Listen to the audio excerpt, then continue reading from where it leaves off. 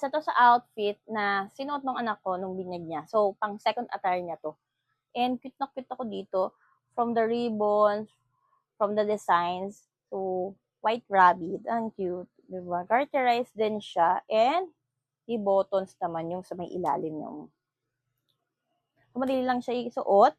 And, presko. Then, meron na rin siyang headband. O, diba? May patenga pa. Diba, rabbit na rabbit talaga ang atake. So, ang ganda nito. Ganda ng outfit na to, guys. Kung kayo ay, ano yun, gala, pupunta kayo sa mga malls like that. Gandang, ano yung, pang-attire ni baby. Kumikita niyo yung quality. Ang ganda, doy. Diba? And of course, the details niya sa harapan. Ganda, diba? So, nakita to ng mga ninangs niya, tsaka maninang siya. Tungtuwa kasi ang ganda daw ng outfit niya. Ang cute-cute ni baby nung binyag niya.